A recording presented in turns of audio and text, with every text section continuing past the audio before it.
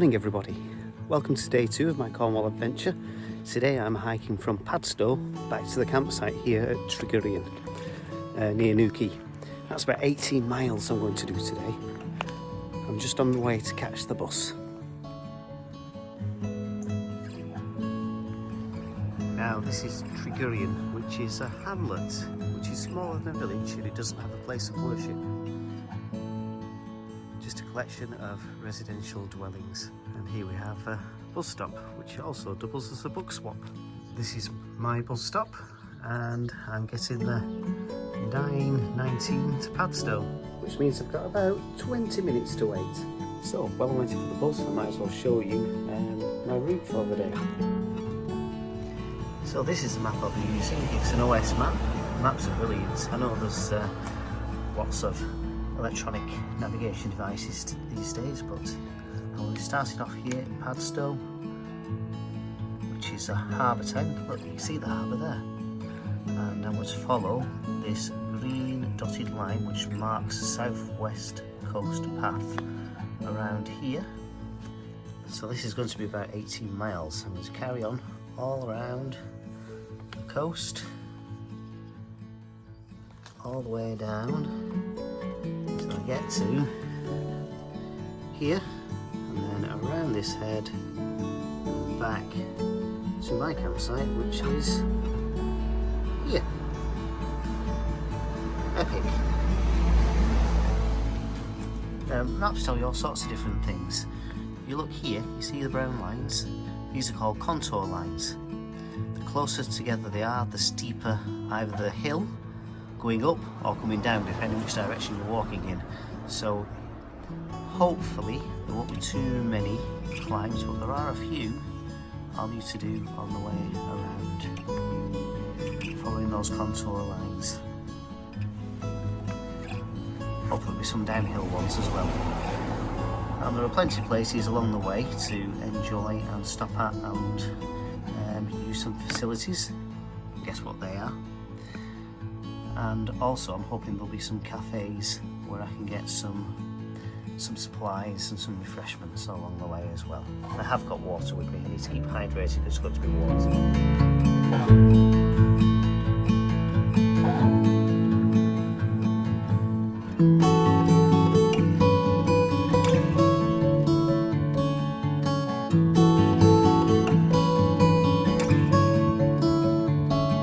Well, here I am in Padstow.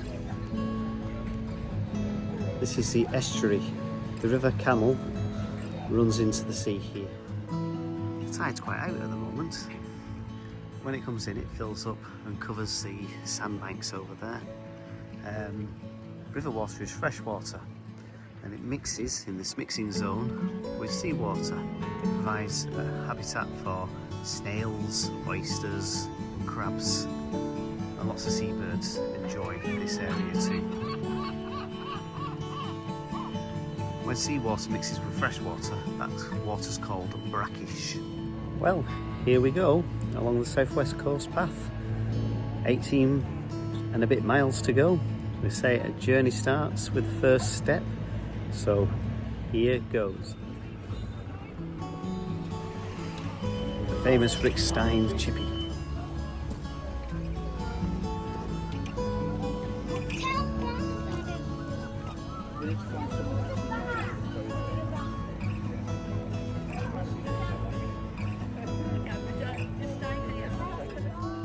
That's it, just led out of Padstow Harbour.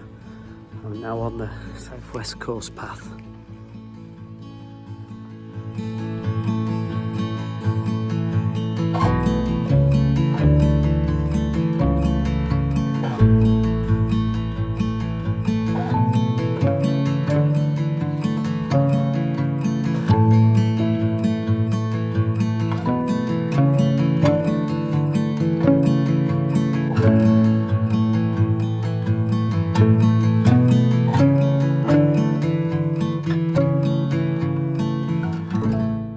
I mean, just wow, look at this.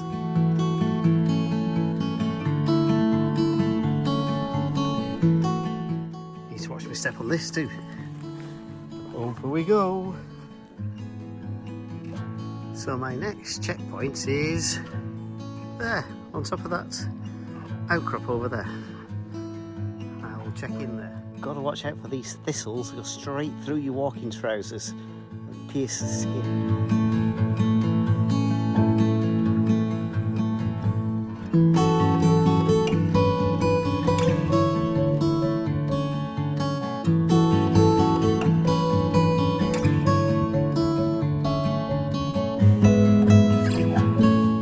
When you're walking, it's not so much about the destination, it's about the journey getting to the destination.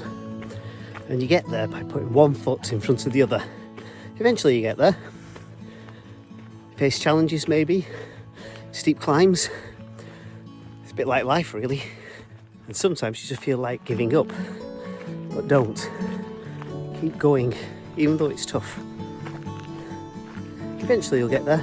I'm about 3 miles in now. And look what I've just spotted in the distance.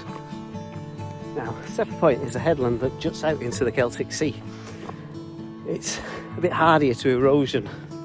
Erosion happens when the sea pummels the land and the stone.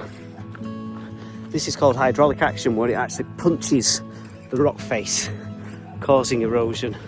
But also there's a secondary thing in action here called abrasion, where the sea swells up pebbles and sand, and while it's hitting the rocks, it abrases the rock and wears it away. That's how we get erosion. And there it is, Separate Point Lighthouse. Built quite a long time ago and no longer in use. As you can see, it's got no top. So yeah, as I was saying, hydraulic and abrasion erosion. Now, granite rock withstands more erosion, more pounding and powerful action than the softer rock does. Just look at these ancient stone walls. I wonder how many centuries these have been here. Cornwall has a rich history dating back thousands of years. And you may know of the legend of King Arthur. Well, supposedly King Arthur was born at Tintagel, just a bit further up along the north coast. But all around there's mounds and burial mounds and tombless and ancient ruins of lost villages and towns.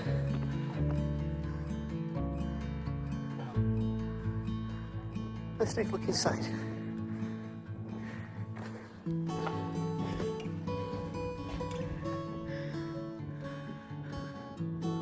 See all the way to the top.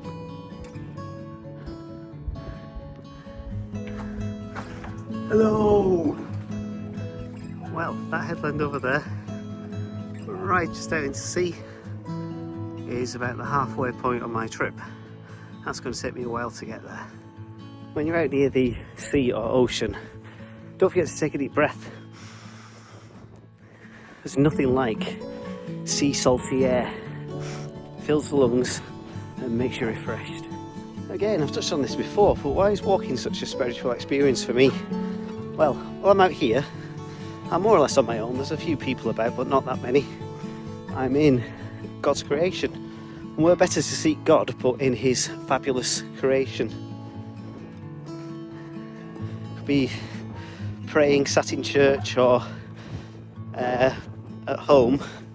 But this is where I find God, in adventure, walking and exploring his magnificent creation. This is where I experience God the most.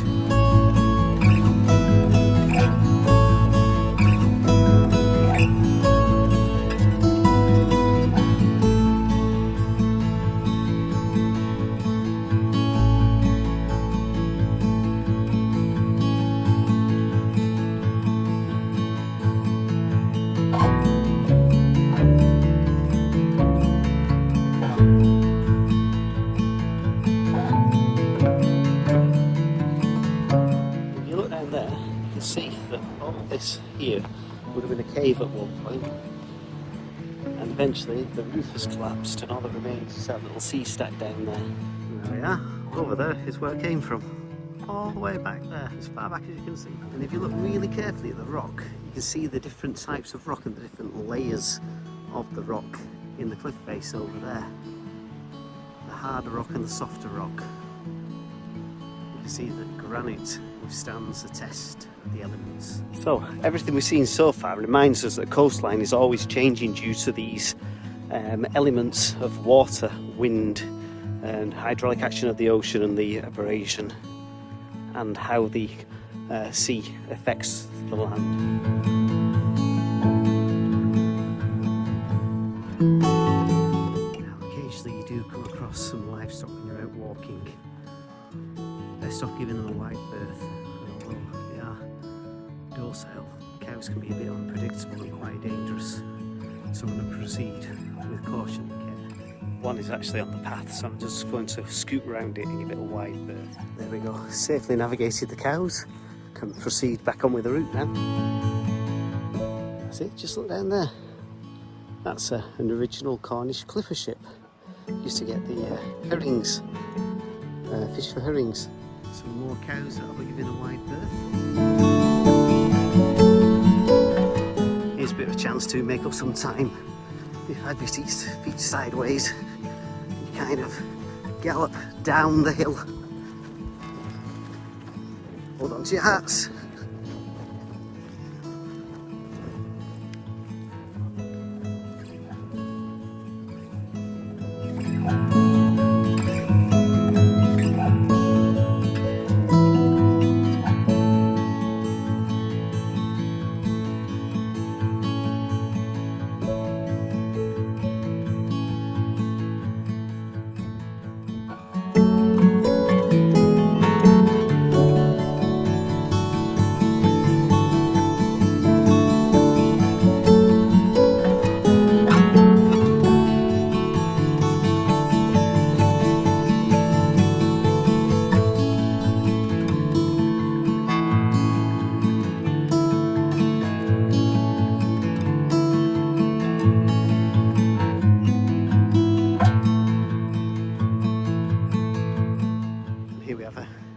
Man-made sea pool for people to enjoy.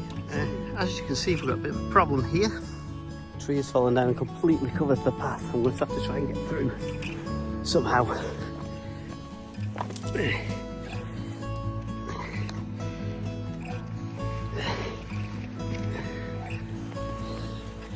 Careful of the edge. Don't want to trip. Whew, made it. You have to be careful near the edge of these cliffs and coves, because where the top of the land is doesn't necessarily mean there's anything underneath, so if you step on that it might just give way and fall down into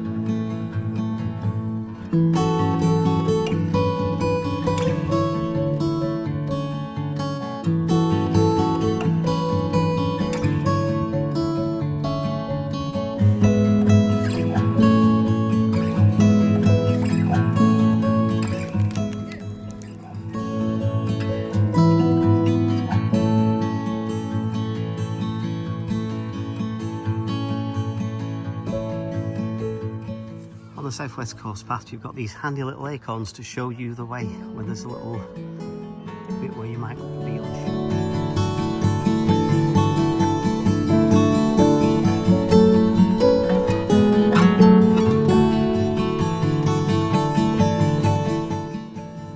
Oh, there's Mother Ivy's Bay with its lifeboat station.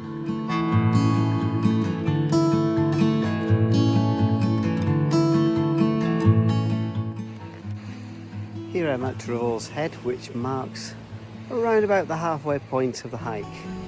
It is 2:30. I should be back at the campsite for around 6 o'clock. Halfway. Another half to go. Halves is 2 parts, remember? I've got 1 part.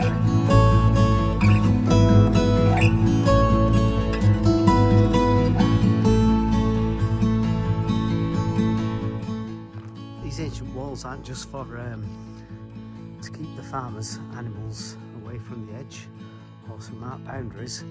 They also provide an important wildlife habitat. Birds nest in between the stones, insects and other wildlife use them as their habitat. Right, a little microbiome, each thing linked together. Plant life and animal.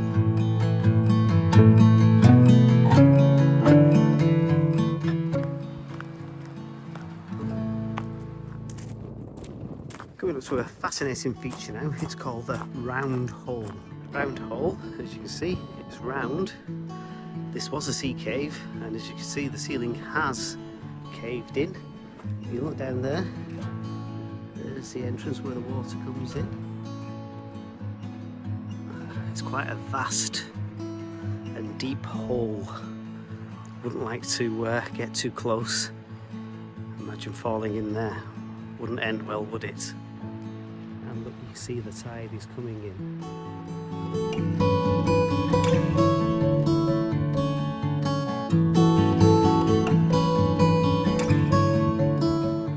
It's to be the hottest part of the day now. It's pretty warm. Got to make sure I stay hydrated.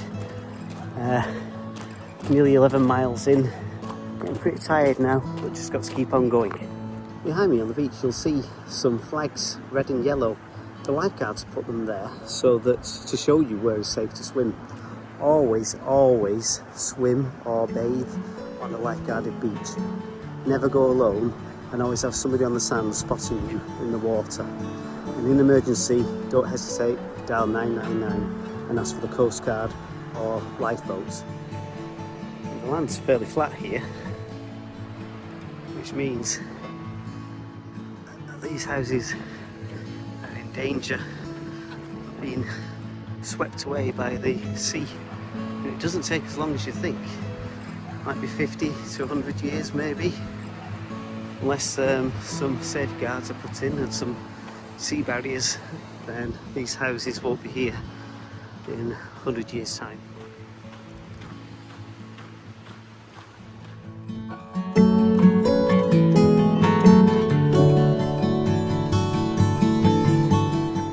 And this of a beach is Constantine.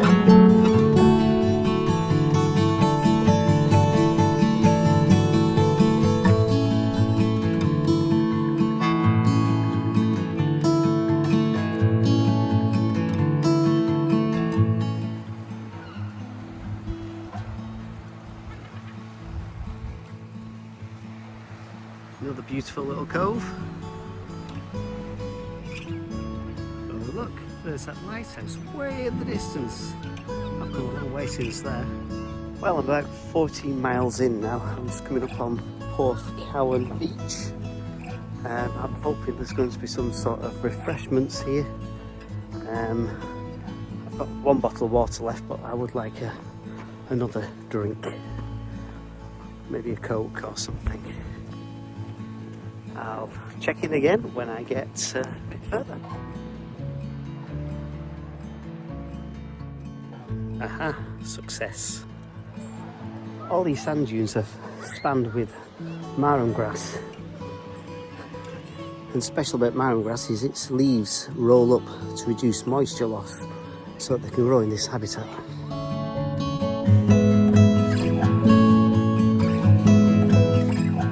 Okay, I'm leaving Porthcawen now and heading back on the trail.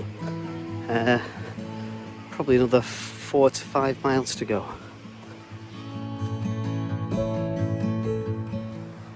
Here we've got another example of a round hole. There's the opening and the sea coming in, lapping at the rocks below. This coastline is amazing, lots and lots of things to see. Look at these. Passing boats, you have to watch out for those. Cornwall's got a rugged coastline, and as you can imagine, it has lots of storms. So invariably, rocks like these, ships and boats, get smashed into them during the storms. And there's hundreds and hundreds of thousands of shipwrecks around this coastline. Nobody knows how many.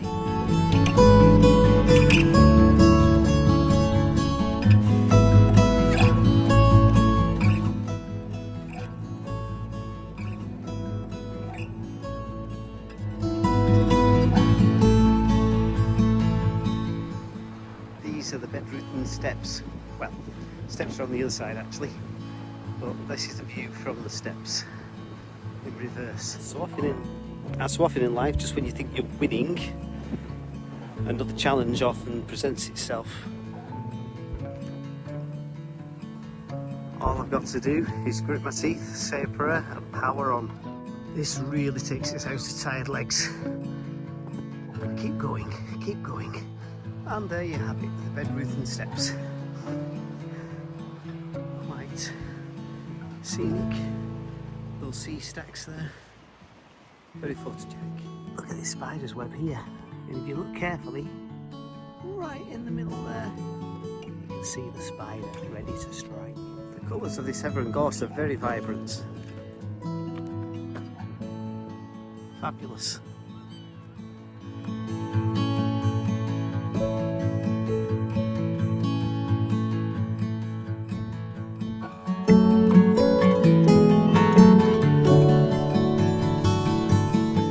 Which is about another 2 miles. Ooh.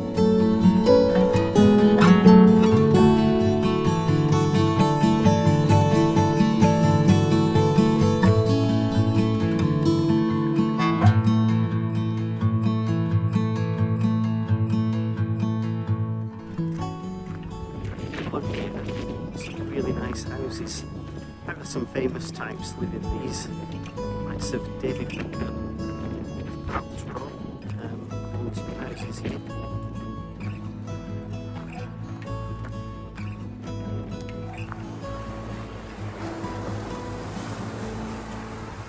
There you go, here's some of that hydraulic action in action.